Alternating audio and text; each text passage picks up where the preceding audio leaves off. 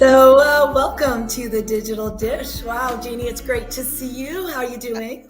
I'm good. I'm good. It's been a while, and I know we've got an episode coming out. This is going to be the second one of the new season, so I'm excited about this because today we have Jenn Stein, one of our partners, and she is talking to Pal Bhusate and Bridget Karlin about the changing face of healthcare and the role women will have in that. So I'm pretty excited about this. Is going to be an interesting one. Yeah, this is like a follow-up. I think, we've done the Women in Digital Awards, and Mhm. we had so many great women who, put their nominations in, and these two women won in their categories. And they're both in healthcare. And we thought, what a great idea. And they're both in different countries, right? I think we have one from the US and one from the UK. And it is going to be an interesting dialogue to see how healthcare is operating in their respective areas and the role that women can play. So this is going to be a great discussion. Yeah, great. Okay, let's take it away. Sounds good. Well, good afternoon and welcome, Pal and Bridget.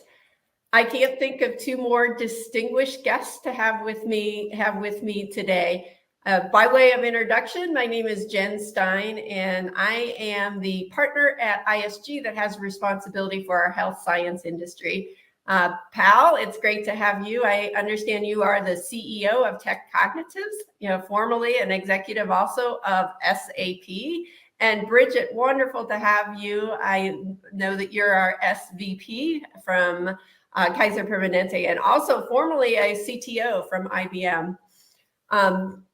We are really looking forward to our topic today, the changing face of healthcare and how women should play a role. So I know I didn't do justice to introducing both of you. So let's start off with you, Pal. If you could tell us a little bit about your background and specifically what led you to the healthcare industry. Thank you, Jen, for the kind introduction and the invitation to participate in this. I'm really, really excited. For me, I'm as you mentioned, I am the CEO of Kinseed. I founded the company after spending about 25 years in two big multinationals. I got to a stage in life I wanted to do something different. And what led me to the healthcare sector really is very personal to me. So as a mother, I know what it's like to be in an intensive care environment when my son was born with 2 holes in his heart. The clinical teams did an amazing job, but they were crippled by the tools they were using. And I always had at the back of my mind that one day when my kids were grown up, financially I'm fine. I'm going to go back and support the healthcare system. And that's exactly what we're doing now. Our journey started with Great Ormond Street Children's Hospital, and now we're working across 60 to 70 NHS trusts, and slowly we're growing in terms of different verticals within the healthcare sector. So that was really my journey into trying to help the shape of the healthcare sector, because if we don't do what's right now for our future generation, then we have failed them. Oh, Pal, that is wonderful. So thank you so much for sharing. Bridget, could you give us a bit background about yourself as well and what led you to the healthcare industry? Yes, thanks, Jen. And first of all, it's a pleasure to be here. Thank you so much for the opportunity to join the conversation today. It truly is an important topic. And I thought I'd start by just sharing a couple of interesting facts. Women account for 80% of consumer purchasing decisions in U.S. healthcare, which is about a $4 trillion industry. 57% of women versus 51% of women make men make healthcare decisions for someone other than themselves. And women are 76% more likely than men to have visited a doctor within the past year. However, having kind of looked at that level of statistic, only 30% of healthcare's C-suite are women, and only 13% of healthcare's CEOs are women. So I really appreciate you bringing this topic forward today, because I think it really is important to see how we can change some of that paradigm. But the other side of it is I've been supporting healthcare and the life sciences throughout my technology career. When I was at IBM, as well as before IBM, when I was at Intel. And we were building solutions for various types of healthcare providers and a range of companies through the industry. What I'm excited about here and in joining Kaiser Permanente is that when COVID came around, it really made healthcare personal for each one of us.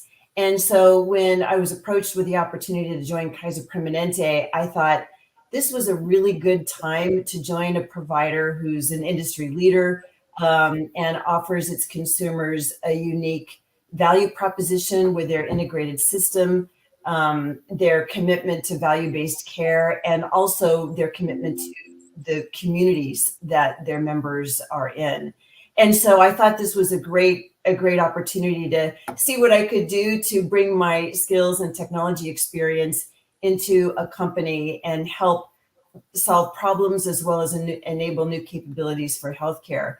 But from a personal perspective, while I like the challenge of a personal challenge for myself, I grew up around healthcare, so to speak. My grandfather was a general surgeon. My brother's a plastic surgeon. My sister's an ophthalmologist. Her husband's an ophthalmologist. So while I'm not a physician, I'm familiar with the life of at least of a physician in that perspective. And so what I wanted to do is see, as we now are looking at some of the challenges in healthcare, not the least of which is diversity, I thought this was a great time to join. Oh, thank you. And it warms my heart to hear really both of you, sharing that personal perspective of what led you to the healthcare industry. Both of you are working in technology. What do you see as the technology changes in the health science industry right now? Do you want me to go first? Yes, Pal, that would be great. I mean, for me, technology is extremely, extremely powerful when it's used in the right way. I mean, we know that technology is significantly transforming the healthcare in sort of the healthcare and the life sciences sector. It's enhancing patient experience. It's enabling clinical teams to access the right data at the right time to make decisions and take actions. It's helping, the amount of data that we're collecting is helping tremendously in the research area. You only need to think about AI, machine learning, precision medicine, etc. All of these different element and vertical of healthcare sector are really enabled by the rich technology that we currently have in our ecosystem. But it's all about how do we use the right technology to address the right challenge and enabling clinical teams to focus on what's really important, the patient, and not having to entertain monolithic solutions, because there is so much out there in terms of innovation that's currently being designed and developed.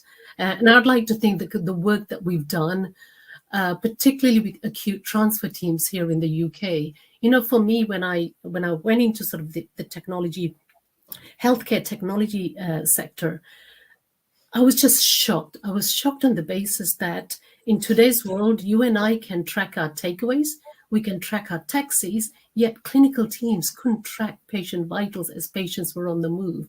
And that was exactly what we address in terms of working very closely with acute care teams. Now, as soon as a patient is connected to a monitor, our little device connects to a monitor and sends real-time patient vitals to a clinician's handheld device, particularly for the reference that Bridget made earlier on about COVID. When COVID came into play, people made a step change in terms of embracing technology. So I think there is huge amount of innovation and opportunity, but it's using the technology in the right way for me is really, really important.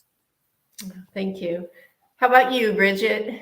Yeah, well, I think you're exactly right. The one thing I would submit though is that while technology has become essential to healthcare, the industry itself has been slower than other industries in adopting technology.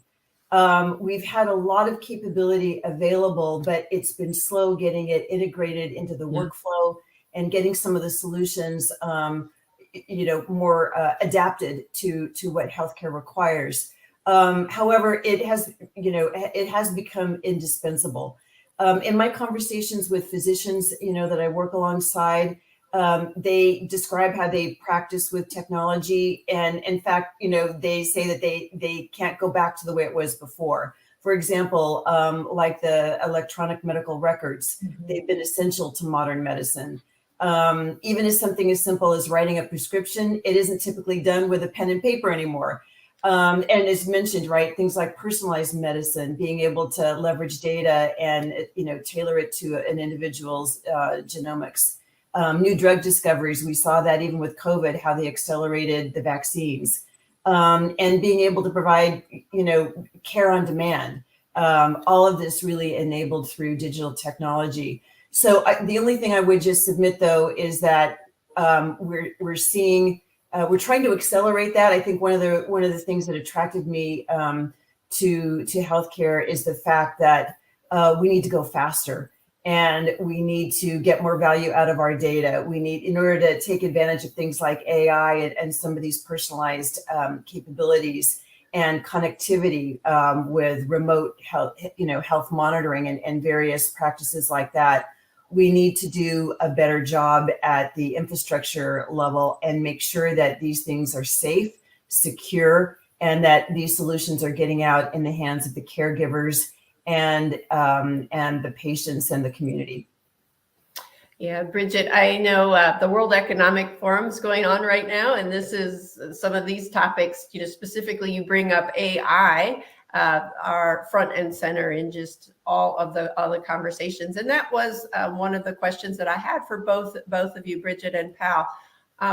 What are your thoughts on how AI will impact healthcare? And do you see those opportunities short term, or do you see those longer term? So Bridget, you were brought up AI, so maybe you could answer first and then we'll go to Pal. Yeah, no, it's a great question. And it's a topic on, in every conversation, whether, you're at work or at home. AI is already having an impact in healthcare. It's really not new. We've been working with AI for a while. And frankly, we're seeing very quickly that people who use AI will replace those who don't. This is something that is now becoming mainstream, but it's really just beginning.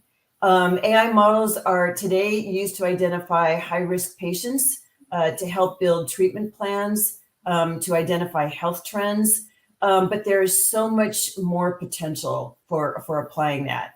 One of the more recent areas that we've adopted it is around ambient listening in care settings, so that you can instantly and real time capture and summarize the patient and caregiver interactions. That's a huge time savings for the caregiver, as well as making sure that the exact context is carried forward when looking at the patient's overall health.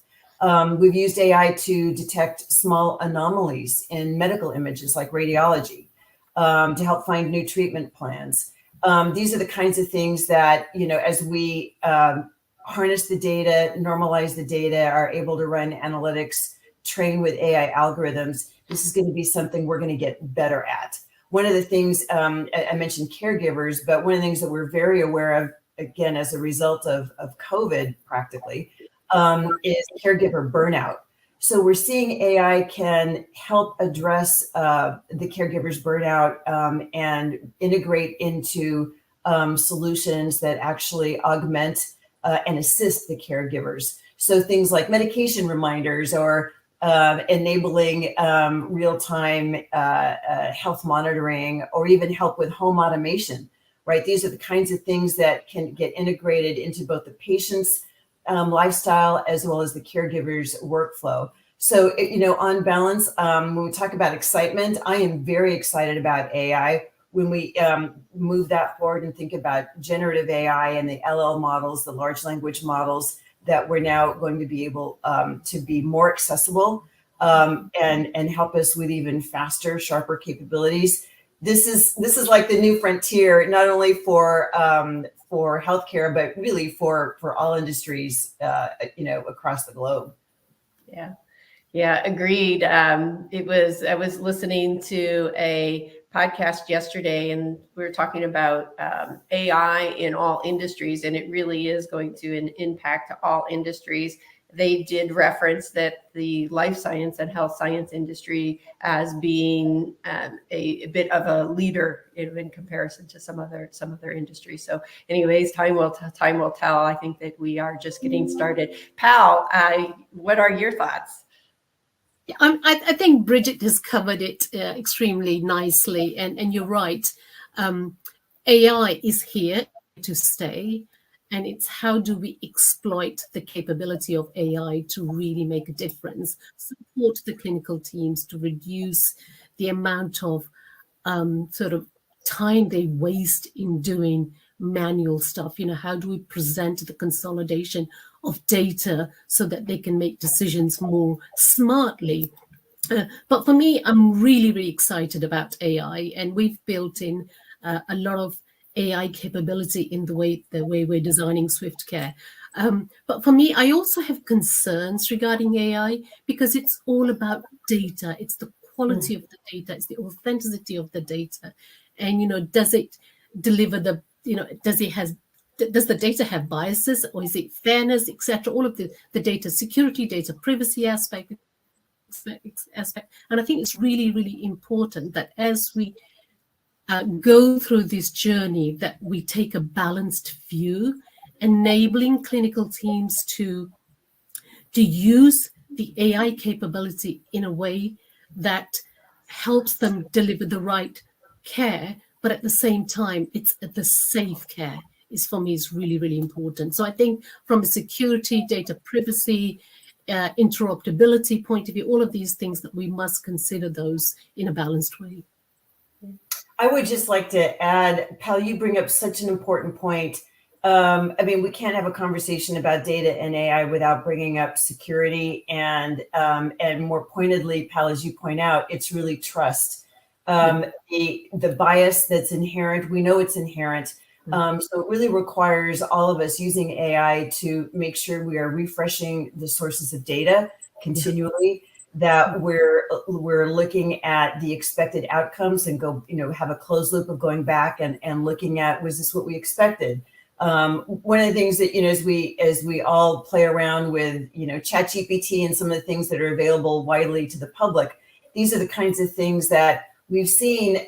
We can make the models kind of stupid based on the kinds of prompts and things that are going in and training it, right? And so for us, particularly at the healthcare level, we have to be very careful of looking at validation, looking at the levels of, as we mentioned, how we can be transparent about the sources of data and the algorithms.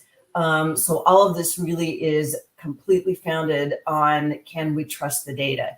And so, and particularly when you're dealing with health, this is a foundational element for us. Yeah, no, absolutely. Because you're making decision on somebody's life, right? Yeah. And it's based on the data that you're using. So that data has to be robust, authentic, real, trusted data to really sort of use that for decisioning support. Yeah, absolutely. I'd like to shift gears a bit because I have the opportunity to have both of you as, very accomplished professionals in healthcare and in IT specifically. Could you share for our audience some career advice that you might have as people are thinking of getting into the industry, specifically technology and healthcare? Do you want me to go first, Bridget, or do you want to take? Sure, go ahead.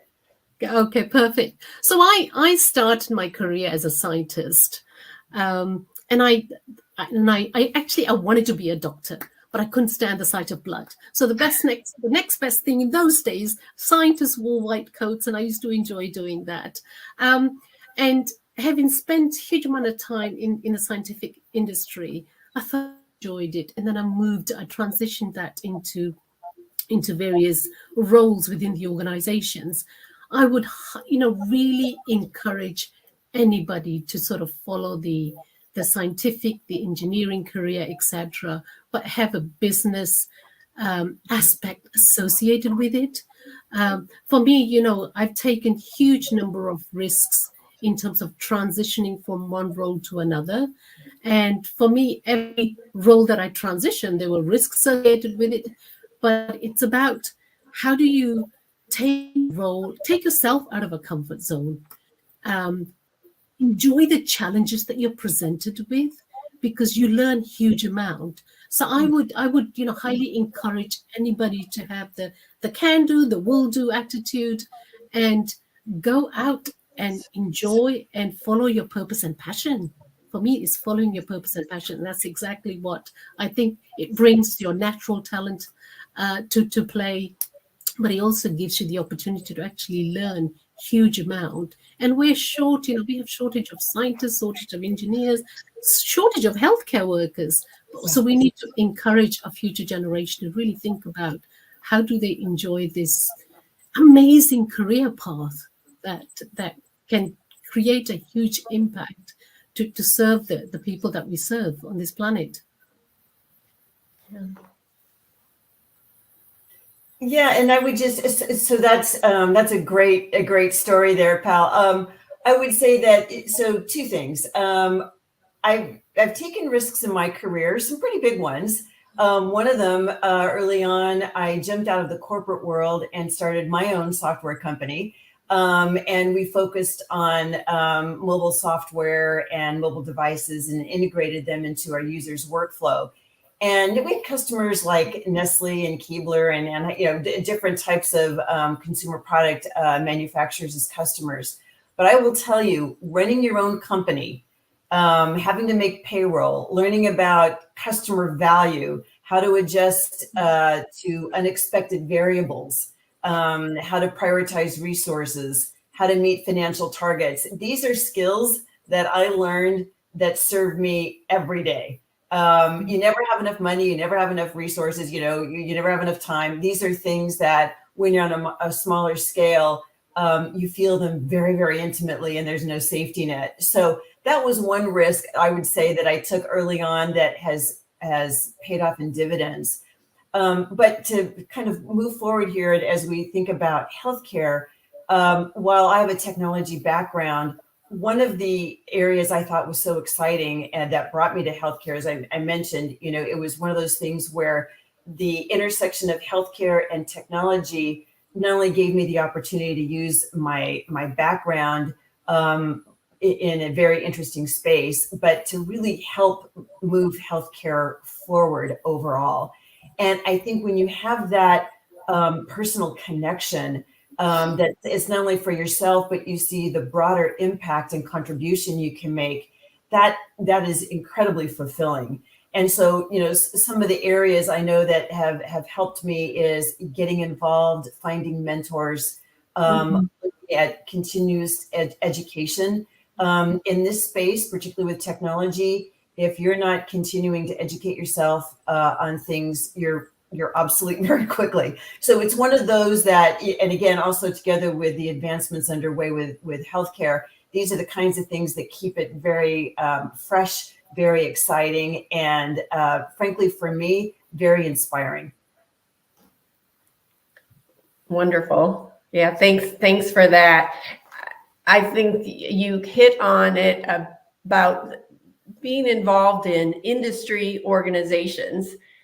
You teed up that it's important to continue that advocacy and networking. So I'm active in the Healthcare Business Women's Association organization. So I think that is an interesting one. But Pal and Bridget, are there any other industry organizations that you think would be good for people to think of, specifically healthcare and related, and how women can play a more important role? Certainly here in the UK, we do have huge number of forums that kind of focus on different elements of the healthcare sector. And I find those extremely useful. But, it's about there's only so many hours in a day. It's about choosing the right one that helps you with your kind of your own development, your own strategy, the impact that you've set out to create. And it's getting that balance right, because otherwise there are a huge number of forums that you can participate in. And the danger in that is that you could potentially lose huge amount of time and not necessarily take the time out to actually Excellent focus point. on what's really important and the vision and the mission and the time that you need with your teams to deliver the impact that you're trying to deliver. So it's creating that right balance. But for me, the point in terms of seeking a mentor that is inspiring, and it's not just looking at a mentor that helps you address your challenges here and now, but it's where do you see your career, your vision, your strategy going for the future, and selecting people in that area to support you with sort of realizing your strategy for the future. So yes, getting involved with various forums, but also I think having inspirational leaders who can help you on one-on-one is really, really important. Yeah, and I would add that's such a great point, Pal. Two things. One is, I think if you're early in your career, and you're and just even in terms of education, right? If you're in your sort of early professional years, and as Pal said, the STEM programs that are around science, technology, engineering, and math. These are areas that right out of the gate, if let's say you don't have any foundation for healthcare, there are ways to get that. And starting with education, making sure that you have the foundation. There are P-Tech programs, the Pathways to Technology. These are fantastic programs that start at the high school level. It's a 6-year program, and you come out with both the high school degree as well as an associate degree. That's a good way to get started. And I think that I just want to do a shout out to that, because education, as I mentioned, is so connected, frankly, to anything that you do, but particularly with healthcare. One of the other things as we look ahead and we think about medical school, we are I'm very happy to share also that 57% of applicants in the last 2023 class, 57% of the applicants were women. That's noteworthy, right? And that I'm just thrilled that that's happening. But back to involvement in forums and so on, those are great suggestions by Pal. Another one at sort of an industry level is the Consumer Technology Association. It's a industry association across all industries, but they have a dedicated track to digital health. And in fact, last week at CES in Las Vegas, that's the Consumer Electronics Show, and that has become a real hub for healthcare innovators of all areas, including medical experts that offer some great panels and sessions. Another set of opportunities are around conferences. We have the HIMSS conference coming up in March in Orlando. That's the Healthcare Information and Management System Society. And that's something that another great forum to get education, get exposure, not only to the latest innovations, but also to meet, a range of people in the healthcare industry. Thanks. Those are all really, really good examples. We appreciate that. I'd like to get Lois pulled into this conversation as well. This has been a topic we've been discussing, and Lois, as our executive sponsor for Women in Digital, we are encouraging women, even within our own firm, to get involved. So thanks, Lois. Like your opinion on this topic as well.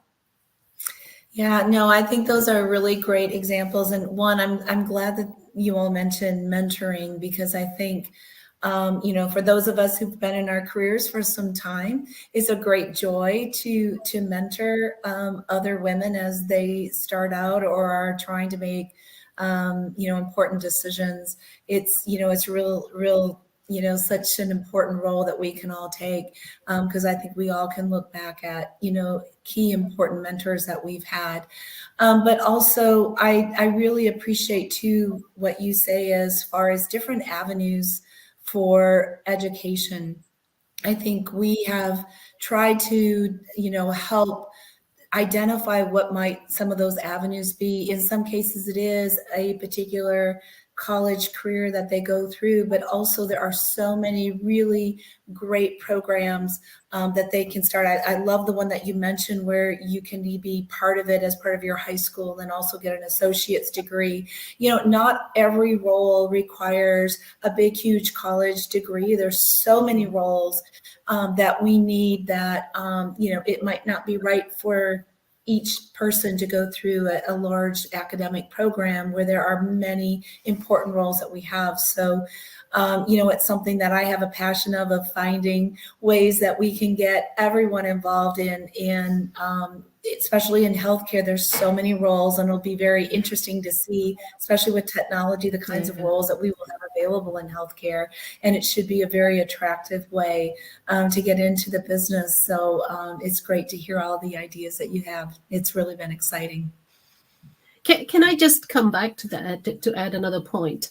I think, I remember when I was deciding whether I wanted to go into the scientific engineering, etc., the STEM side of things, there wasn't much available to guide us, right? And that was many moons ago, without giving my age away. But certainly today's world, there is huge amount. And I truly believe, certainly here in the UK, I can't comment for the US, but certainly here in the UK, we do a lot in terms of promoting. But I truly believe that we're missing a trick. We're missing a trick on the basis of the way we deliver education, because we don't necessarily bring enough experience to life. Because, the more hands-on experience that you get about what a role involves, it's a lot more exciting, particularly for the generation that are coming into the marketplace, because they're born with digital devices in their cots, right? So their way of thinking, their way of interacting, their way of, absorbing and learning is very different. So I truly believe that our education system, together with the industry partnership, we can do a lot more in terms of shaping the experience that we can offer them to sort of have a hands-on experience before actually deciding which is the career path that I want to follow.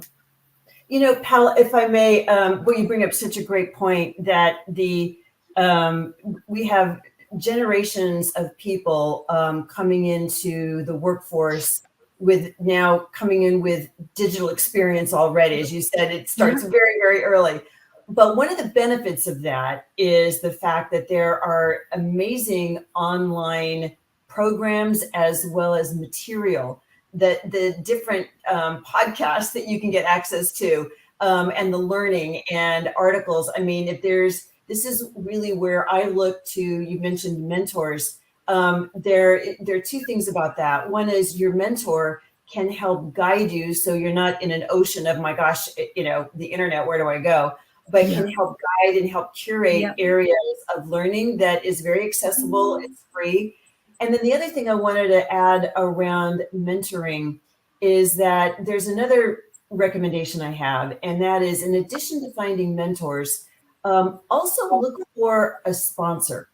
A mentor is somebody who will coach you, advise you, and so on and so forth. But a sponsor is somebody who will advocate for you when you're not in the room. And this is when you get into a workplace setting.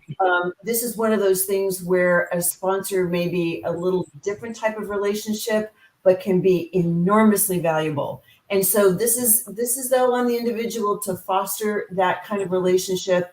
And it really is an investment that you make, but it will serve you for a long time. So think about those two different elements of mentor plus sponsor, and you're not confined to just having one of each. You can have many. You can have mentor for education, and mentor for maybe the field you want to go into, so on and so forth. You'll find that most professionals are more than happy to lend their expertise and their time. So that just another angle on that one.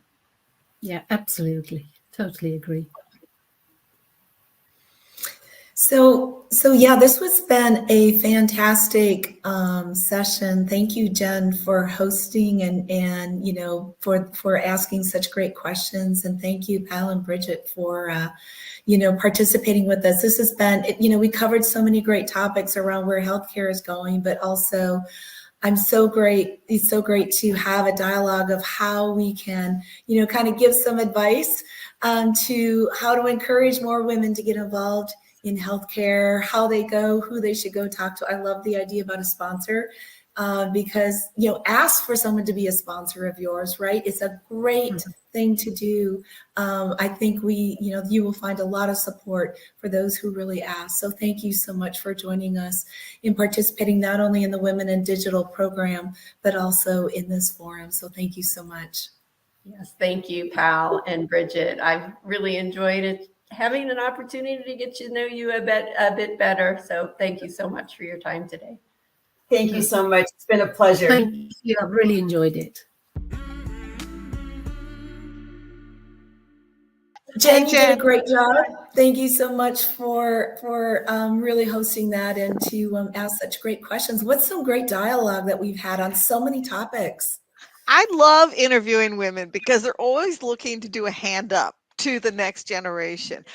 I do want to say, though, even though Bridget said, what, 57% of the people graduating from med school are women, what I did do a cross reference, only 21 to 24% of women are getting STEM degrees. And I think there's an intersection between those two, especially with the conversation about AI, that we all need to think about. So I that was just something that popped out to me because I know. Yeah, that's nice that you're back there doing some fact checking, Jeannie, but a good point about STEM. And I really enjoyed hearing from Bridget on, you know, when she was talking about forums and industry organizations and her reference back to high school, because when you think about capturing people into STEM, you need to start earlier. So it was nice to hear that reference. I also loved hearing about, you know, the importance of mentors, finding a mentor, and then even a sponsor, and, you know, the difference between a mentor and a sponsor we didn't delve into, but, you know, those were great nuggets that I think everyone can take away from this session that we had. And the one more thing that I actually wrote down and I circled was attitude. And I forget who mentioned about attitude. You know, I think as so many women go through their careers and they're trying to figure out, take risks. And I think I love the fact that they both talked about the risks that they took, because it is around when you think about the many years that we're in a career, you take many different directions. I think we've talked about that on a past podcast. It's not a straight line. Yeah. You zigzag through different opportunities, different types of roles, and each one has a bit of risk to it. But if you have this attitude of wanting to learn, of embracing the types of things that you're doing, finding people to support you as you take on those new roles, it'll only add to your not only your resume, but just your confidence as you go from one step to the other. It was great to hear about their backgrounds and how they landed where they landed. And it's really an inspiration. I actually am thinking, you know, how can I get into healthcare? Because it got me very excited about what's happening in healthcare. Oh, Lois, and I love to have you. Yeah. Well, and I so you know, hope. Like, I like the personal connection. I feel like, do you guys think women, we need to have that, like, that personal thing that makes us get up in the morning and go and enjoy what we do? It feels like they really enjoy what they do because they have a personal connection. Do you feel like I think that's a thing. It is absolutely a thing. And I think that's what got me so excited about what they were talking about, because it's taking And it should resonate to so many people about if their interest is not just in being a nurse or a doctor, right? There are so many roles that you can play. And that thought of how can I get engaged and the sorts of things that I can do in such a critical industry. I'm just hoping that a lot of people have, listened to this and are feeling also What I think is excited. going to be really interesting is AI. And when they were talking, Bridget, about the infrastructure and the trust in the tool, I really think this is one area that I feel like AI will really benefit us all. I'm not sure about the other areas with AI, but this one I feel like is really going to be a big benefit in the healthcare industry. But I think it has to be handled well. That's just, and I've been listening to a lot about AI, so I don't know, Jen, you're closer to that than I am. So Yeah, absolutely. I mean, and I think it was both Pal and Bridget brought up, it comes back to data and having the right data for it to all to work. But I think Bridget even threw in some comments about, looking more on the consumer side and the exciting things that came up at the CES, which was pretty recent. So it's a definitely exciting time for us. yeah. That was a great interview. Okay, so I'm going to leave you with the last thing. The reason Pal didn't career when we went back to career advice, Pal's like, she said, I just couldn't handle the blood, and I'm like, that's great. She knows what she can't deal with. I think that's good. That's a lesson for us all to take. This is what we can deal with. That's right. Well, good. Well, this was a great session. So thanks Yeah. again, Jen, for doing this. I Thank you, Jen. appreciate it and for adding your expertise into the bunch. And it was great to see you again, Jeannie. And so I guess next time for our next episode. Thanks. Thanks, Lois. Okay. Thank you, guys. Bye. Bye-bye.